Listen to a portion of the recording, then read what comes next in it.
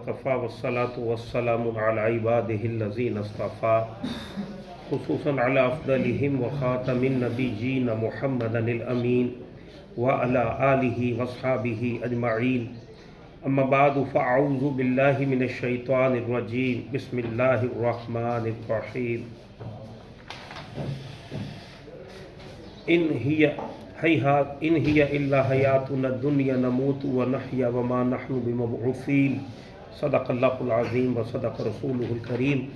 رب اشرح لی صدری ویسر لی امری واحلل عقدۃ من لسانی یفقہوا قولی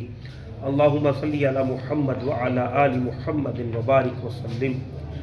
سورہ المومنون کی ابتدائی 35 آیات ہم نے پڑھی ہے۔ پہلے نوح علیہ السلام کی قوم کا تذکرہ آیا اور اس کے بعد ایک اور قوم کا ذکر۔ اللہ تعالیٰ نے اس واقعے میں پیغمبر کا تذکرہ نہیں کیا، لیکن عام طور پر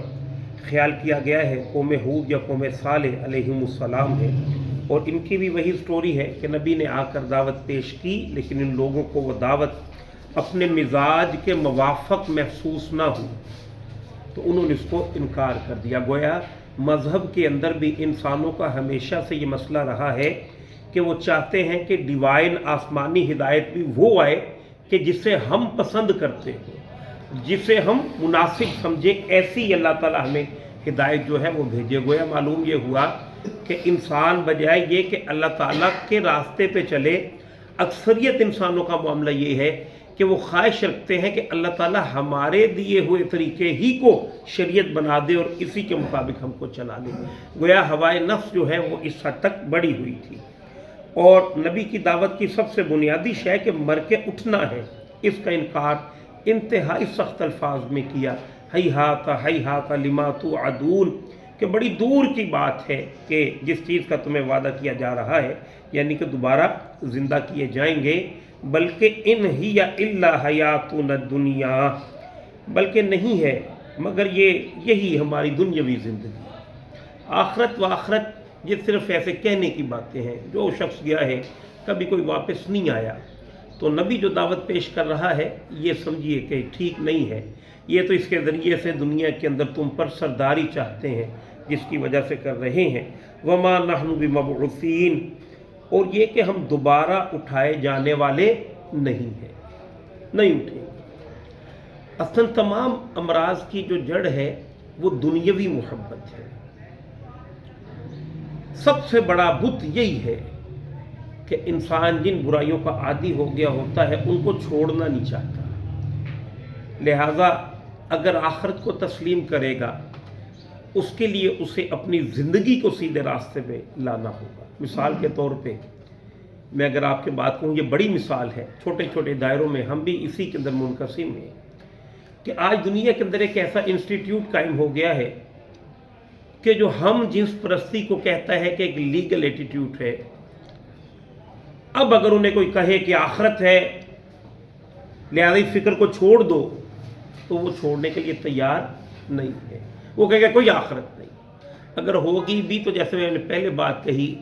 کہ اسی کے تحت ہوگی کہ ہم نے جو راستہ اختیار کیا ہے وہ بالکل ٹھیک ہے۔ اللہ تعالیٰ نے سورہ قیامہ کے اندر یہ ارشاد فرمایا ہے، بل یرید الانسان لیفجر امامہ، کہ انسان اصلاً جس برائی کا عادی ہو گیا ہوتا ہے اسے وہ چھوڑنا نہیں چاہتا، جس کی وجہ سے وہ انبیاء کے ذریعے سے وہ واضح حقائق جو واضح ہوتے ہیں، جو 2 اور 2 4 کی طرح سے سمجھ میں آنے والے ہوتے ہیں، ان کا انسان انکار کرتا ہے۔ یہ تو بہت بڑی مثال ہے۔ اگر ہم بھی اپنا جائزہ لیں، اگرچہ کہ ہم اپنی زبان سے اس بات کا اظہار کرتے ہیں کہ آخرت ہوگی، لیکن ہم بھی اپنی سعی و جہد کا اندازہ کریں، اپنی کوششوں کا جائزہ کریں، تو محسوس ہوگا کہ آخرت کے لیے ہمارے پاس بھی وقت بہت کم ہی ہے، اور اکثر و بیشتر دنیا کے اندر جو نیکی کے اعمال ہیں اس کے اندر بھی دنیا ہی کا چرچا جو ہے مطلوب و مقصود ہوتا ہے، الا ماشاء اللہ۔ تو اس بات کو گویا اپنے اندر بڑا پختہ کرنے کی ضرورت ہے کہ زندگی اصل مرنے کے بعد شروع ہونے والی، اس کا محاسبہ کرتے رہنے کی ضرورت ہے۔ بار بار اس کو سمجھیے کہ شعوری طور پر اپنے دل کو یقین دلانے کی کوشش کرنی چاہیے کہ مر کے زندہ ہونا ہے، یہ یقین کامل حاصل ہونا چاہیے۔ وگرنہ انسان کا طرز عمل کبھی بھی سیدھے راستے پہ نہیں آ سکتا ہے۔ ان ہوا الا رجل افترا علی اللہ کذبا، یہ نہیں ہے مگر ایک انسان ہی ہے جنہوں نے اللہ تعالیٰ پر معاذ اللہ جھوٹ گھڑا ہے نبی کے بارے میں۔ وما نحن لہ بمؤمنین، اور ہم ان کی بات ماننے والے نہیں ہیں۔ گویا انہوں نے کلیئر کٹ کیا جواب دے دیا۔ ظاہر ہے کہ اس تک پہنچنے میں ایک طویل عرصہ محنت لگی ہوگی، بہرحال اینڈ پہ انہوں نے آ کے یہ کہا کہ ہم آپ کی بات کو تسلیم کرنے والے نہیں ہیں۔ اب نبی کی طرف سے سمجھیے کہ جب حجت کی تکمیل ہو گئی اور پوری طرح سے بات کو واضح کر دیا، اس کے باوجود کردار کشی کرنا نبی کی، اس کے باوجود انہیں جھٹلانا، ان کی انسلٹ کرنی، اہانت کرنی ان کی، تو یہ سارے کے سارے مسائل جھیلنے کے بعد جب حجت کی تکمیل ہو گئی،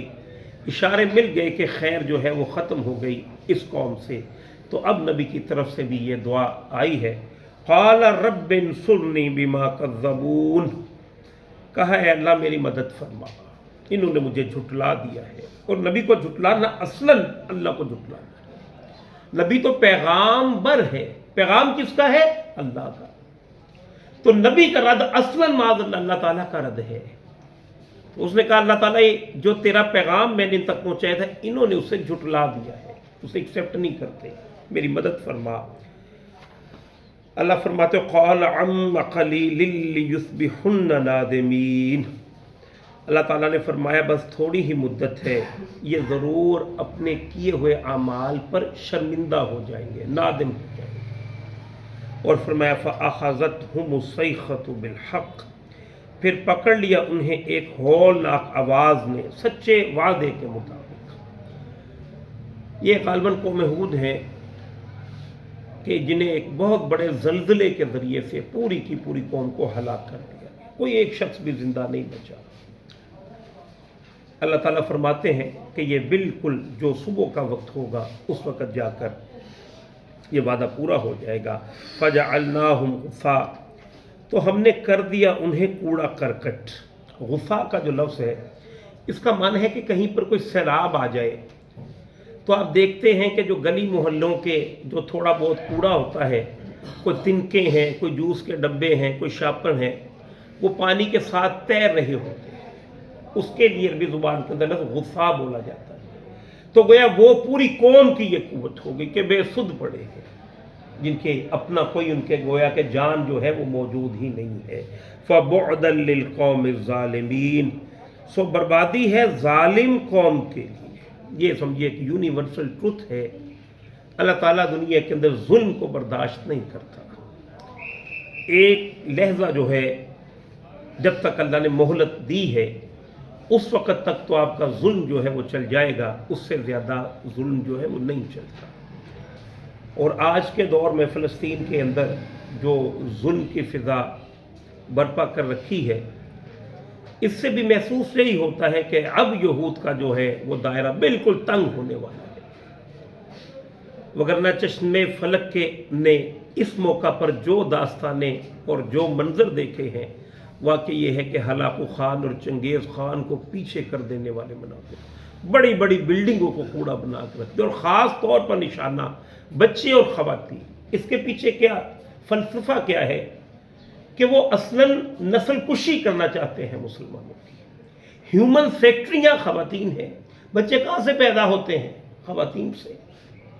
پھر بچے ہی ہیں کہ جنہوں نے دوبارہ جوان ہونا ہے، تو خاص طور پر نگاہ جو ہے اس وقت یہود کی اور پورے عالم کفر کی، وہ مسلمانوں کی خواتین ہیں، بچے ہیں، ان کے لیے اخلاقی اعتبار سے انہوں نے موت دی ہے، مختلف قسم کے نظریات گھڑ کر، میڈیا کے اندر ایسی چیزیں نشر کر کے پہلے اخلاقی موت دی، پھر جہاں جہاں ان کا بس چلا ہے، وہ کشمیر ہو، فلسطین ہو، افغانستان ہو، وہ برما ہو، وہ شام ہو، وہ عراق ہو، وہ سیریا ہو، تمام ممالک کے اندر نشانہ خواتین اور بچے رہے ہیں۔ اور جس کی سمجھیے کہ یہ آخری ایپیسوڈ دیکھ رہے ہیں کہ دنیا کے 57 اسلامی ممالک وہ بھی ایک خاص حد سے آگے نہیں بڑھ رہے، اور یو این اور یہ جو پوری دنیا کے بڑے بڑے جو اس وقت پوری دنیا کے مالک بنے ہیں، اور دنیا کے اندر اگر کوئی شخص عیسائی سے مسلمان ہو یا کوئی کنورٹ ہو دین کے اندر، تو اس کے حوالے سے تو این جی اوز کھڑی ہوتی ہیں اور کھڑے ہو کر کہیں گے کہ یہ زبردستی تو نہیں کیا گیا،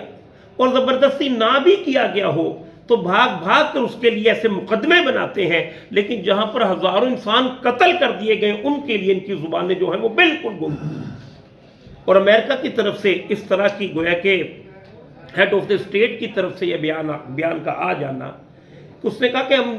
اپنے صحافیوں کو بلا کر انہوں نے یہ بریف کیا ہے کہ اس طرح کے الفاظ کے جنگ بندی ہوگی، لڑائی جھگڑے کو روکا جائے، امن ہو، اس طرح کے الفاظ مت بولیں، کیونکہ اب ہماری پالیسی یہ نہیں ہے۔ تو گویا یہ ظلم کی وہ داستان رقم کی جا رہی ہے کہ جس کا انجام جو ہے عنقریب اس کو اسرائیل کو بھگتنا پڑے گا، اور محسوس یہی ہوتا ہے کہ اگر یہ وہی جنگ ہے کہ جو بالکل آخری آرماگیڈون ہے، تو پھر زیادہ مزید وقت ان کے پاس بھی نہیں ہے، اور نام نہاد مسلمان لبرلز اور سیکولرز جو ہیں ان کے لیے بھی اب زیادہ وقت جو ہے وہ باقی نہیں رہا۔ اللہ تعالیٰ اگر یہ وہی وقت ہے تو اس کے لیے تو خاص طور پر اس فتنے سے اللہ کے نبی نے بھی حفاظت کی دعا مانگی ہے، اللہ تعالیٰ ہم سب کی بھی حفاظت فرمائے۔ اگر وہ نہیں بھی ہے تب بھی اللہ سبحانہ و تعالیٰ صحیح سمت میں کھڑے ہونے کی توفیق عطا فرمائے، حق پر قائم رہنے کی توفیق بھی عطا فرمائے، اور اس کا اظہار کرنے کی توفیق بھی عطا فرمائے۔ آیت نمبر 40 تک ہم نے پڑھا ہے، یہ 41 تک یہ اسے انشاءاللہ العزیز کل دوبارہ پڑھیں گے۔ وآخر دعوانا ان الحمد للہ رب العالمین۔